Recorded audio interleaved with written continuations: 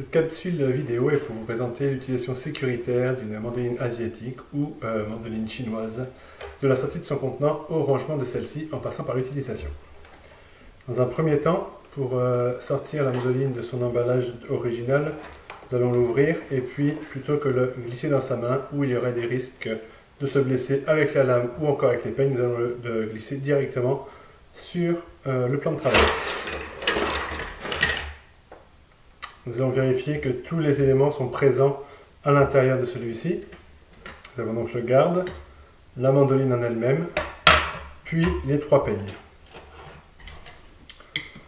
Pour s'assurer d'une manipulation sécuritaire, toujours tenir la mandoline par la poignée et puis s'assurer que la rampe de découpe protège la lame. Donc en utilisant la vis au dos et en la vissant à son maximum, nous avons une position sécuritaire où on ne peut pas se blesser ou se couper les doigts. Ensuite, pour être en mesure d'utiliser correctement la mandoline asiatique, si nous avons besoin d'utiliser un peigne, nous allons donc retourner celle-ci, toujours en tenant par la poignée, insérer le peigne, puis visser les 2 vis ici solidement afin de maintenir le peigne en place.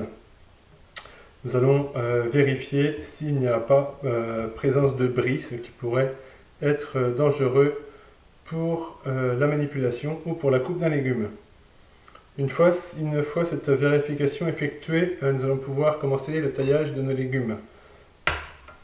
Pour ce faire, je vais mettre la mandoline face à moi, puis grâce à la vis dessous qui me permet de régler l'épaisseur de coupe, je peux donc le dévisser afin d'obtenir la vitesse de coupe désirée.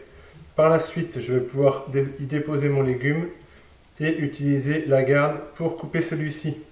Je vais utiliser les pics présents sur la garde pour rentrer dans le légume, puis ça va me permettre de couper mon légume. Lorsque le garde commence à toucher la mandoline, c'est que nous sommes arrivés à la fin utile du légume.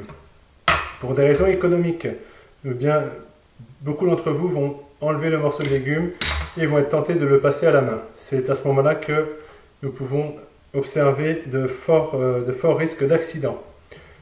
Une fois la taille du légume terminée, on peut déposer sa mandoline sur le côté, ramasser ses légumes coupés, les entreposer. Par la suite, tout de suite laver sa mandoline, ne jamais déposer la mandoline sale au fond d'un évier contenant de la mousse, parce que ça fera en sorte que personne ne sera en mesure de le voir et donc il va pouvoir avoir des risques de blessure.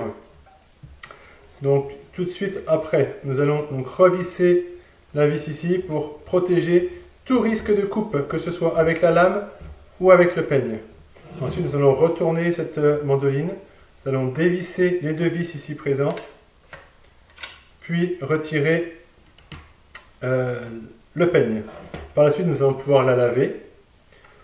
Pour des raisons de sécurité, encore une fois, on ne la séchera pas avec un linge, nous allons la laisser sécher à température ambiante, à l'air ambiant, avant de la ranger. On ne la rangera pas mouillée pour des questions d'hygiène et de salubrité, pour ne pas qu'il y ait un développement de moisissure à l'intérieur de la boîte. Pour retourner la mandoline dans son emballage, nous allons donc la retourner, placer la garde ici, puis placer les 3 lames à leur côté. On va pouvoir ensuite insérer la mandoline dans son contenant, puis le refermer. Pour une question d'hygiène, je conseillerais de ranger la mandoline dans un contenant en plastique adéquat, donc plutôt qu'une boîte de carton, pour des raisons d'hygiène. De plus, ça nous permettrait de pouvoir y apposer une petite mise en garde, donc plusieurs étapes à suivre pour l'utilisation sécuritaire de la mandoline. Donc toutes les étapes sont énumérées ici, ce sont les mêmes étapes que je viens de vous énumérer pour une utilisation sécuritaire de la mandoline asiatique ou mandoline chinoise.